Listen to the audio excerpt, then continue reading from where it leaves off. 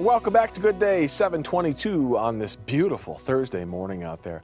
Well, you can add Jimmy John's to the list of companies affected by hackers. The sandwich chain says credit card and debit info was stolen from 200 stores, including 8 stores right here in Colorado, 6 of them in the Denver metro, and they may be stores that you've gone to, you've grabbed a sandwich, you don't even think twice, 5 minutes, you're in, you're out. It's freaky fast, right? You swipe your card and you're done.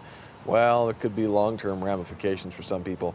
Certified ethical hacker Charles Tendell is here. He joins us to talk more about protecting yourself. And this is what you do. This is what you live and breathe. Consumer protection, finding out ways to make sure people's personal information is safe. Do you get frustrated when you see more stories like this? Not necessarily frustrated. It's one of those things that's going to happen. It's going to continue to happen, and until we can get more resources out there for the general consumer, we're just going to see it happen every single week. Well, and what bugged me is we had the story earlier about how a big percentage of these companies don't have a plan in place of what to do if they get hacked. Shouldn't these companies now be prepared for this? They should be, and there's actually legal ramifications to them not having that type of preparedness. When they have a breach, there's certain federal regulations that they have to be able to adhere to be able to report and do all these other wonderful things to help consumers know that they've actually been breached.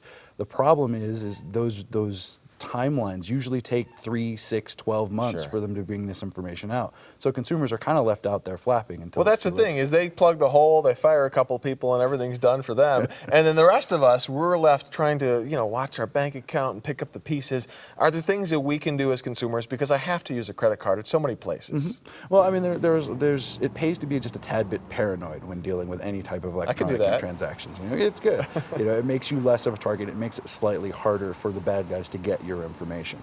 If you're one of those consumers that want to go to the level of making sure, what I usually advise a lot of our customers is to go ahead and get a second or a throwaway debit card. Just in case. Just for transactions in the real world. Leave nothing on the card, only move it when you're going to be using the card. And in that particular instance, if a hacker gets that particular card, that's it. They're only getting the $20, $30 that you had in there for that transaction. It's a lot of extra work, but it is. When you think about Home Depot and Target and Jimmy John's and the other places, I mean, it might make sense. And you guys have a tool you were saying is online right now. Well, what's the website? It's consumercybersecurity.com. It is... long passcode. We've actually compiled a database of over 160 million different breaches since 2012. And you can see, and actually in your particular case, you've been found. I'm not on the list, or you are on the list. Oh, man. Yeah, see, that's wonderful. So you put your email address in here. It tells you if you're on the list of accounts that have been involved in one of these hacks. Correct. You can go to consumercybersecurity.com. You can enter in your email address.